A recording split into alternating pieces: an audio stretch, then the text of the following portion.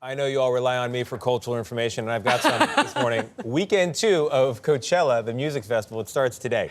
And if you've been scrolling social media and you've been confused by how everybody you know seems to be able to afford to go this year, just know that those numbers are in question. 60% of the attendees used a payment plan to buy their festival passes. So could they really afford it? To be determined. For context, back in 2009, when the festival first introduced a payment plan, only 18% of attendees took advantage of it. And by the way, it's not only happening at festivals. Across the board, buy now, pay later options have become a lot more popular for big purchases like paying rent or even small things like getting food delivered.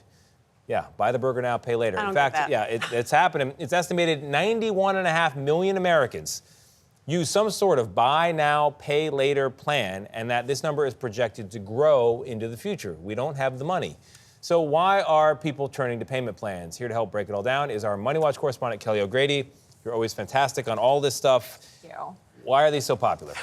Well, I mean, it allows you, like, you know, the burger thing, right? It's like eat now, pay later. But particularly with these festivals, I mean, it's so expensive. And think about it from the company's perspective, too. It's a lot easier to market something to us and say, hey, it's going to be a small monthly fee instead of a bigger upfront investment. And you're seeing consumer sentiment deteriorate. The economic environment is tough. When someone can say to you, hey, it's less than $100 a month. Right. And this plan, by the way, is interest-free. It's only a $41 fee. You say, okay, yeah, you know, I'll go to the desert with my friends. That was going to be my question. I was like, are these concerts and festivals and bigger ticket items, are they sort of saying, let me take the interest that a credit card company would have taken? But no, they're not. It's just a fee usually. So Coachella specifically, it's a $41 fee. It's a $600 ticket for this weekend. And so when you're able to spread that out over multiple months, it's a better cash flow thing. Yeah. It's not always the case, though, because broadly, buy now, pay later, sometimes there is interest. There are fees if you miss a payment and that type of thing. But specifically, Coachella isn't charging interest. But, you know, I've gotten in credit card trouble before. Me too. And the way you get into credit card trouble before is because you make yourself a little promise, a personal deal that this one time, and then you're going to pay it off. But then you make that deal over and over again. And before you know it, you got a lump you can't pay. Yeah.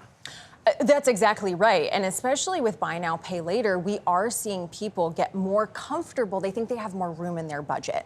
And they will often take on multiple of these BNPL loans. And they don't think about, oh, actually, I just committed to this long-term thing that I need to keep paying.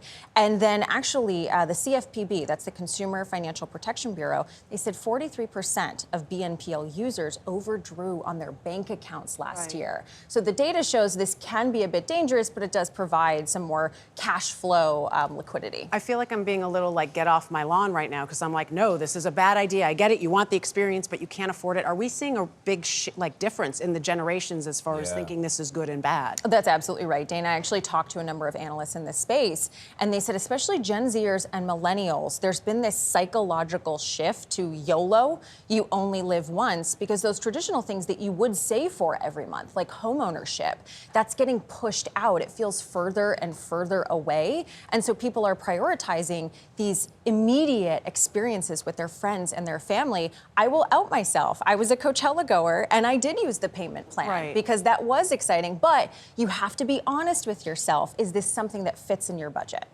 My actual plan when I was in my 20s was to have a lot of fun, spend all the money in the world, and then move to Costa Rica and not pay any of it. And you're here now. And not pay any of it. But it worked out okay for you. People can't have a change of mind. It does. I mean, to me, I got in credit card debt. It feels like the same way I looked at a credit card. I certainly lived a lifestyle I did not have yet by using it, but I got into trouble and I had a really hard time getting out of it. So it just feels like this is sort of that same thing. We're just calling it something else. And that's fair, though. I will say the BNPL, it is a lower interest rate versus a credit card, which is 25%. Yeah. But I mean, look, this is a sign of the times. We are at record credit card debt. Yeah. People are affording things this way. They're not bringing in the money that they could afford. Yeah.